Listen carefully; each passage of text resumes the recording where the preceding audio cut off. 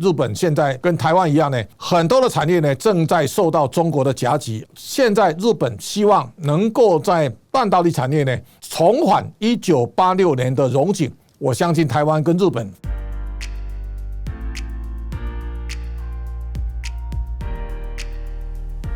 各位财讯的观众朋友，大家好，我是谢金河，欢迎再次收看老谢开讲。这个礼拜全世界的焦点集中在美国总统大选。那么我们在节目播出的时候呢，美国总统大选也大概知道是谁当选了。我相信大家都会得到充分的讨论。那这个礼拜的单元特别要来跟大家报告，我在这个礼拜美国大选之前的一周日本行当中所看到的一些观点，值得来跟大家做一个报告。10月的下旬，那么我带了一个50几个人的考察团，那么主要是看日本的熊本厂，那么这个是在菊阳町的熊本的总部，那么台积电现在在熊本设厂，大致上已经完全进入到量产的阶段了。我们没有直接进入到工厂，但是也把菊阳町的四周围设厂的轮廓，这是空照图，那么完整把它做一个考察。那我想这个地方10年之后呢，可能会有很大的改变。这一趟行程当中呢，也正好遇到解散国会的重新的选举，各地呢其实都在造势，所以顺便呢也把这个照片呢给大家分享一下。我们看到在马路上有非常多的竞选广告。你知道吗？财讯双周刊今年50岁了，现在就加入我们的频道会员，支持最懂投资的财经媒体财讯。加入后，你可以看到会员专属影片，还可以获得专属徽章与会员电子信。最重要的是，你的支持将帮助我们继续带来更优质的内容。赶快点击下方的加入按钮，成为财讯大家庭的一份子吧。媒体大概都预告，自民党可能会丧失多数的席次。那股市可能会暴跌。我们现在回来看一下日本这次的结果，自民党呢总共拿到191席。那么大家可以看到，在上一次解散国会之前呢，自民党跟公民党加起来的席次啊279席，而这一次呢两党合计啊215席，而这个跟日本现在的国会要过半233席呢，还有一段差距。那么在这种情况之下呢，现在石破茂不愿意下台，他只好寻求其他在野党的组合。所以我们现在看到，在这次国会大选当中啊，石破茂面临惨败。我们大家可以看到，他在这一次的内阁的组成，大致上呢，一开始民调声望就不高。我相信在这一次大选之后呢，也给石破茂一个非常大的教训。那如果他跟小党来结盟，那未来可能在自民党的执政的路上呢，它是一个相对松散的过半。我们大概现在可以看到，自民党已经15年长期过半，尤其在安倍执政的时代呢，自民党声势是不断的高涨。那么现在呢，到了石破茂的时代呢，这一张图其实非常明显，自民党191，而公民党呢24，这两个加起来215，过半数呢要到达233席，而立宪民主党是野田佳彦所领导的，这一次呢，从90席要到148席，他是大获全胜。我们看到其他的小党，包括维新会的38席，国民民主党28，令和新选组9席，共产党呢有8席。这个日本的共产党值得深入来研究。参政党3席，保守党3席，社会民主党1席。自民党丧失国会的过半席次之后呢，未来的组合我们可以看到，第一个呢，野田佳彦，他原来当过日本的首相，这一次形成一个最大的在野党。那未来他的动向也受到大家高度的关注。这是立宪民主党得到民众相对比较高的支持，也是给未来立宪民主党会不会咸鱼翻身啊比较大的启发。而在这个过程当中，大家可以看到，在选前，日本的媒体呢都在诉求日本自民党的黑金，就是政治现金所造成对民众的反感。这个是石破茂跟岸田文雄两个联合呢，把安倍派呢把他打下去。高市早苗原来声势看涨，现在打到第2名。在选前呢，石破茂宣布有12个涉及到申报政治现金不实的议员呢，他不提名。这不提名当中啊，安倍派占的多数，所以有6个开除党籍，有6个呢留党察看不提名。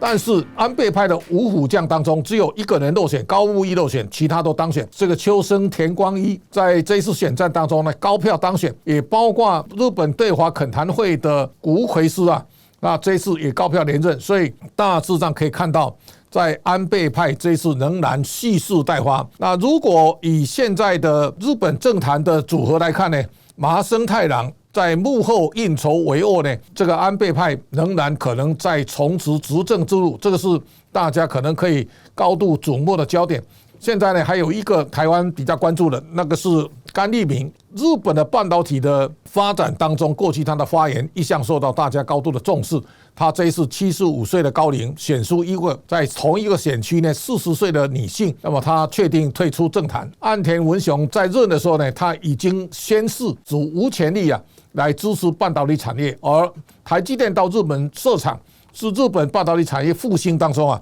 非常重要一个门槛。那么在这种情况之下呢，除了高市早苗之外呢，这一位年轻的帅哥呢，是现在大家寄予厚望的，叫小林英之，他就1974年诞生，他未来的发展大家可以拭目以待。我相信这是一个在未来日本的年轻组合当中大家所看到的一个面向。那么我们这一次呢，在日本的参访当中非常重要的一个考察的地点在福冈。那么大家也可以看到，在福冈市，在过去10年当中日本的城市呢，以日本现在人口老化都非常严重，福冈市是连续10年它都是日本人口成长前2名的城市。那福冈能够有这么大的进展，除了在城市的风貌当中你可以展现的那种气派以外，大家可以看到福冈市有一个重要的灵魂人物，叫做福冈市长高岛忠一郎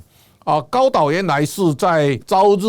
放送来担任摔角评论员，2010年呢，他首度来参选福冈市长，从此以后呢，再度连任3届，他从2010年一直做到现在。那日本的市长的选举，他没有受到任期限制，所以他可以一直连任。但是大家可以发现，他第一次在竞选中打败现任的市长，此后呢都是摧枯拉朽，而且以非常高的悬殊的票数呢顺利在连任。那么大家可以看到，这位年轻人从36岁做到今年50岁，大家也可以想象得到，高岛忠一郎呢，他有非常大的群众魅力。那台湾的地方的首长，大家可能要稍微想一下，他来到台湾很多次，他也拜访过柯文哲市长，也跟林智坚在新竹市长任内呢密集的往来。那么大家现在可以想象得到，在日本政坛当中呢，他可以在一个职位上不断的发光发亮。一方面呢，他招商引资，而另一方面呢，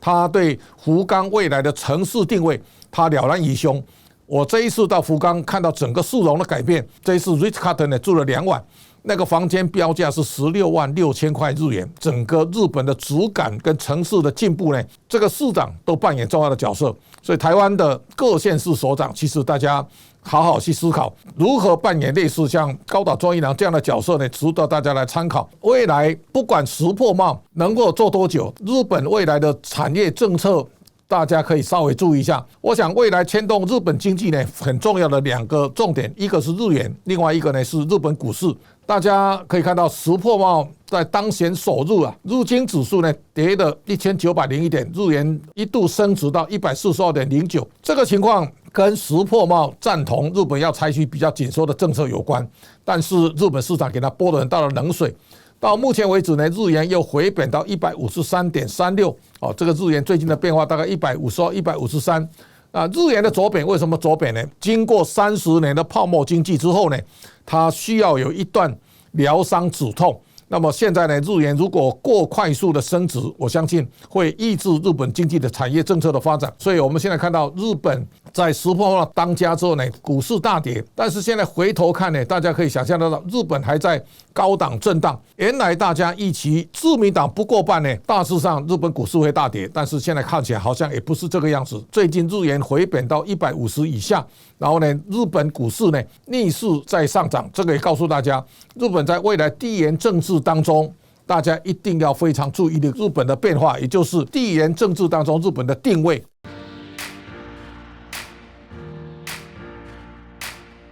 这一次参访日本，我们有很大的时间去看熊本这个是大家可以看到有非常多的现在在大兴土木呢，在旁边还有 Sony 也在这个地方落脚，所以在台积电来的时候呢，我相信居阳町的发展未来会出现一个前所未见的一个新的变化，这是居阳町。大家看到在这一区从台积电、Sony， 然后这个是一个东京威力科创现在所正在整地哦。那我这一次到中山精密呢来参访，中山精密的老板他自己开轻航机，所以他对整个地区啊，他有高度的敏感，所以这是中山顺一先生呢，中山精密。你可以看到，它是一个从1969年设立到现在是半导体相关的零组件，它的厂区正好在居阳町台积电的后面，有近水楼台先得月的好处。我相信这一家公司啊，我们也对它留下非常深刻的印象。我们从福冈开始看呢，到了九州电力啊，而这个九州电力的简报也让我们对日本的产业经济呢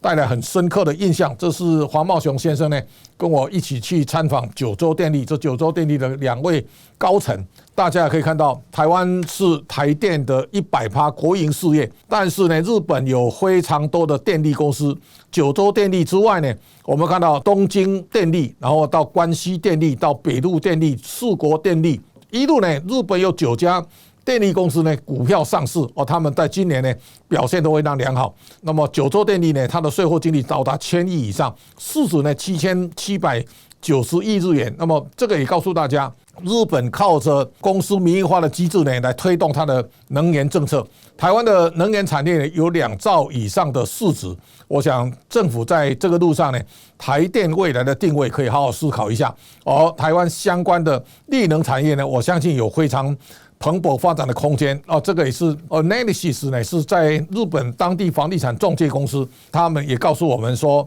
现在台积电进场之后呢，菊阳町周边熊本现在正在快速的起飞当中啊。那这个是一山银行，我们也去了解一下一山现在在福冈分行的运作啊。在路上呢，我们去看了一下日产汽车，这是利福哦。那么我们可以看到这一次参访当中，这是安川的社长小笠原先生呢，曾经是台湾的总经理，那么他回到日本之后呢，现在成为第4代的安川的领导人。我想安川的协作机器人越来越有智慧，在这些年当中，日本不管发那科或是安川都受到中国现在杀价的压力。安川其实在他的办公室里面有一个墨宝是孙文先生写的，叫世界平和。孙文来到日本的时候呢，跟安川的创办人关系非常好，安川的家族曾经接待过孙文哦。这家公司啊，109年底蕴非常深刻，这里面啊有非常多的台湾的企业。而在这一次参访当中呢，我们可以感受到整个产业的繁荣跟精进。这一次在日本也看到饭店的价格呢，比大家想象中来得更高。而日本人呢，长期不出国，这个也是一个让大家印象深刻的一个现象。日本的现在拥有护照的比例大概只有27%，跟台湾民众大家络绎不绝的出国，形成非常大的落差。那我相信日本现在跟台湾一样呢，很多的产业呢正在受到中国的夹击。现在日本希望能够在半导体产业呢重返1986年的荣景。我相信台湾跟日本会有更高度的结合，而日本未来的政治路线呢，我相信台日之间呢，应该会有更积极、更开朗的发展。老谢开讲今天到这边告一段落，感谢大家的观赏，下周同一时间请大家继续收看。